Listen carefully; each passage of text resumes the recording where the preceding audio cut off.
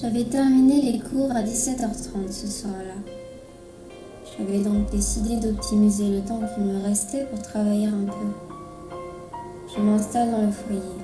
Il fait bien trop froid pour que je sorte ce soir. Il n'y a plus personne d'autre que moi ici.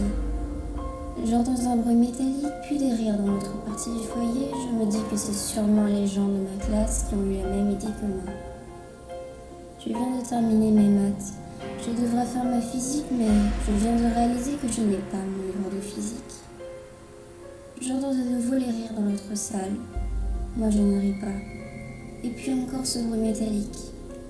Je décide donc d'aller leur demander s'ils ont leur livre de physique. Je suis sûre que c'est le rire d'une fille que je connais. Je ne le remets pas, néanmoins je sais que je connais ce rire. Alors, je me lève et me rends là où j'ai entendu les bruits. Mais il n'y a personne dans la pièce. Et je n'ai pas entendu la porte s'ouvrir ni se fermer. Je n'entends plus rien. Il n'y a plus aucun bruit. La seule à faire du bruit ici, c'est moi. Et tous les casiers sont fermés, tous sans exception. Le silence total. Le silence est tellement profond que je n'ose plus bouger. Il fait noir dehors, on ne voit plus rien. Je commence à me demander ce que je fais encore là. Je regarde ma montre. Elle indique 16h30, ce qui est totalement impossible puisque j'ai terminé les cours à 17h30. Elle doit être cassée. Je reviens donc dans la salle du foyer où j'ai laissé toutes mes affaires. Je m'assois, je prends mon portable et constate qu'il n'y a plus de batterie. Tant pis. Je sors du foyer et me dirige vers le bâtiment B. Soudain, le froid me fit tressaillir. Je n'avais pas froid, j'avais chaud. L'excitation me donna envie de faire comme dans les films d'horreur que j'appréciais tant. Alors je me suis mise à marcher lentement dans le couloir sombre jusqu'à ce que j'entende les craquements du bois de l'escalier. Je n'avais pas envie de passer pour une malade, alors j'allumai la lumière pour ne pas effrayer une interne qui descendait. Je pensais que c'était une interne. J'ai juste vu son dos parce qu'elle marchait en reculant. Je n'ai pas compris.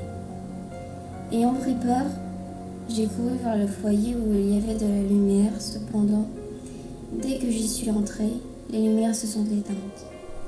J'ai réessayé plusieurs fois d'allumer les lumières.